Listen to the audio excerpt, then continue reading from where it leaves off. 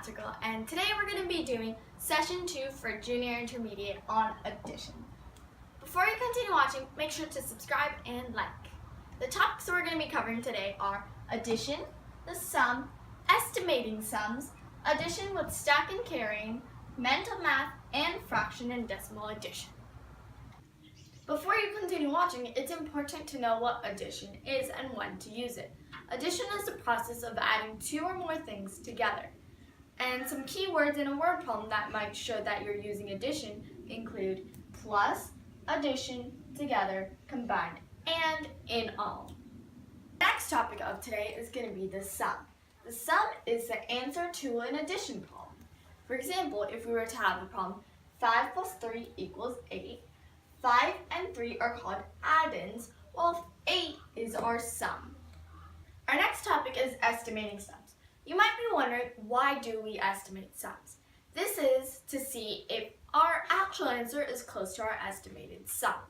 If it's somewhat close between a difference of 5, then we're about right. But if there's a difference of 20, we know we did something wrong. So to estimate sum, we round the add-ins. For example, we start with 19. We look at which tens to tens numbers that it's between.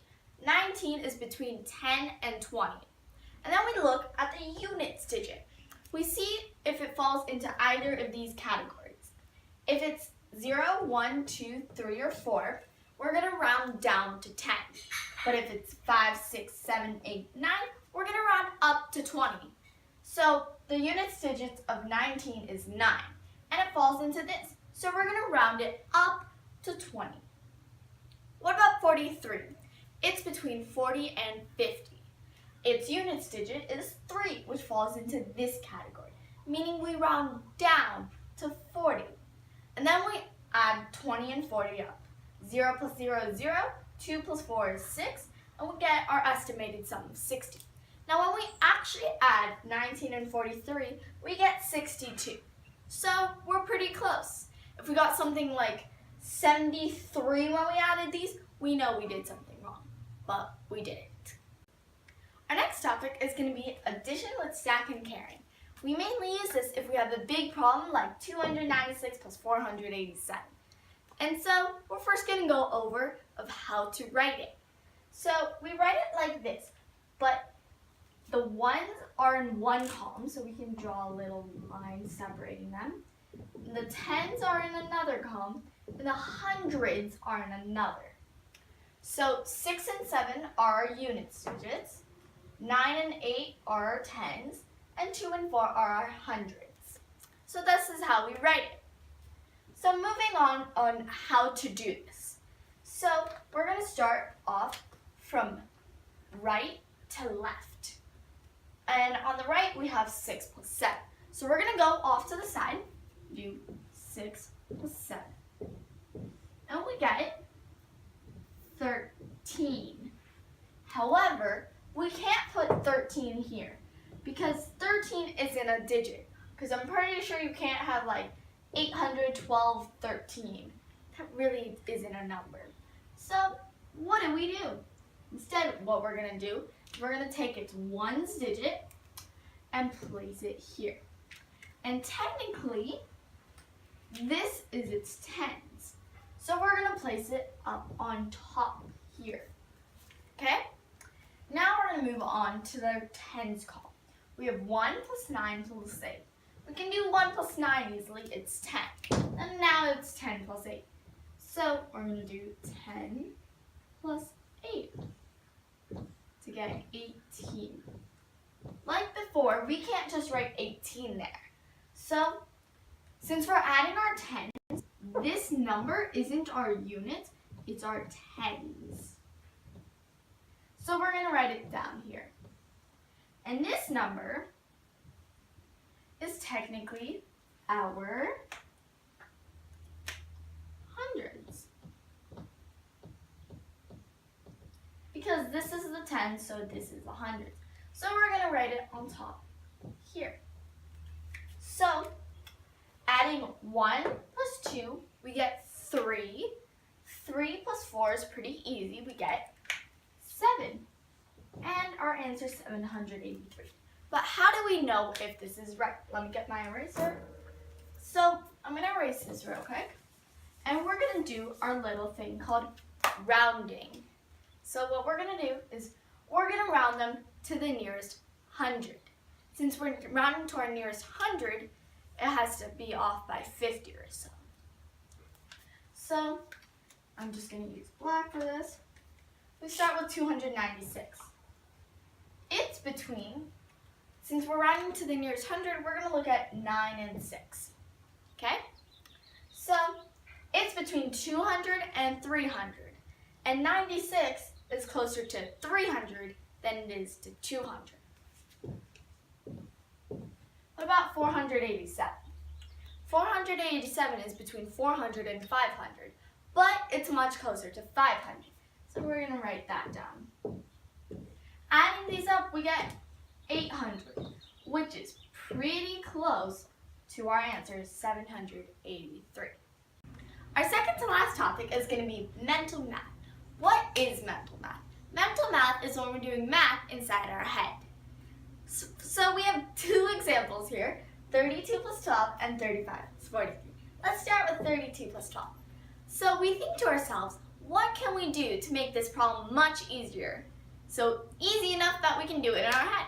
And then we think, split the numbers up. So 32 can become 30 and 2, and 12 can be 10 and 2. 30 plus 2 is 32, and 10 plus 2 is 12. So technically, we're not really messing with any of the numbers. We're just rewriting them. So we get the same answer.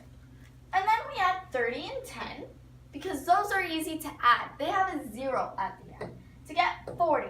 Then we add 2 and 2 because they are loners, and they don't have anybody's to easily match up with. And they add up to 4. So 40 plus 4 is 44. And we technically did that inside our head. Now let's move on to something a bit harder, 35 and 43. So we first split 35 into 30 and 5 and 43 into 40 and 3. Like I said, they both give us the same answer. We're just rewriting the numbers in an easier way. So 30 plus 40, when we add up, we get 70. And 5 plus 3, when we add them up, we get 8. So 70 plus 8 is 78. So that's easy. So for practice, I want you guys to do 73 plus 87. Try not to use any paper. Now we're going to move on to fraction and decimal addition. Let's start with fractions. So what is a fraction? Fraction is part over a whole, otherwise known as a numerator over a denominator. We can say 3/5 or like 3 by 5 or 3 over 5. There's many ways to say it. So let's go to adding fractions. How do we add a fraction? For that, let's do an example. 3/5 plus 1/5. And we're trying to add it. So let's try visualizing it first. We have our little pizza here, and each of these slices represent 1/5. So first we're going to color in 3 of these because it's 3 parts over 1 whole. So coloring 3. Now we have 1/5. So we're going to color in 1 of these. So when we add them up, we have 4 parts over the whole. So our answer is basically 4/5. But how do we get that? By just adding and not drawing. So what we do is we keep the denominator the same. We're going to start with just keeping the denominator the same. It'll take a while. We'll go to different denominators in a while, just not today. So when we add these, we keep the denominator the same. We always keep the denominator the same when they're the same. And then we just add the numerators. 3 plus 1 equals 4. So let's do one of these examples. So we keep the denominators are 7. So we keep them the same. And we write 7 as our denominator. Then we add the numerators. 3 plus 2 is 5, meaning our answer is 5/7. Now, I just want you guys to do 4/8 plus 3/8 by yourself. Our last topic of today is going to be adding decimals. Let's do this with an example. 6.57 plus 3.43. So how are we going to do this? The first step to doing decimal addition is really important. It's like, if we mess this up, we mess the whole problem up. It's copying down the decimals correctly. And to do this, we first put down our decimal points. So those are my decimal points. They're really important, that's why they're in red. So then you have to line them up. The decimal points must always be lined up. Remember that.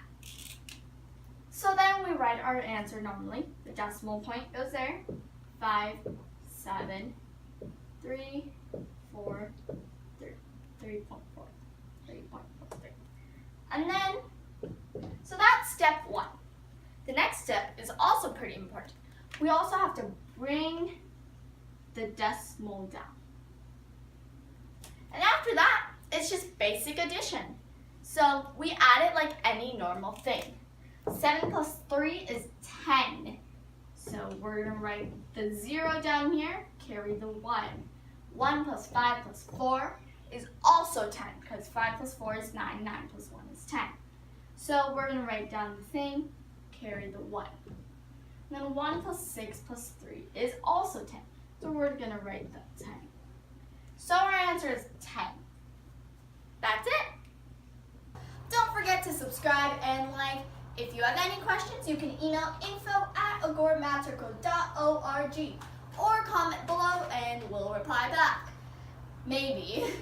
And if you want to see practice things or anything about us, you can visit our website, which is basically the end of the email, but without the info and the end. So bye!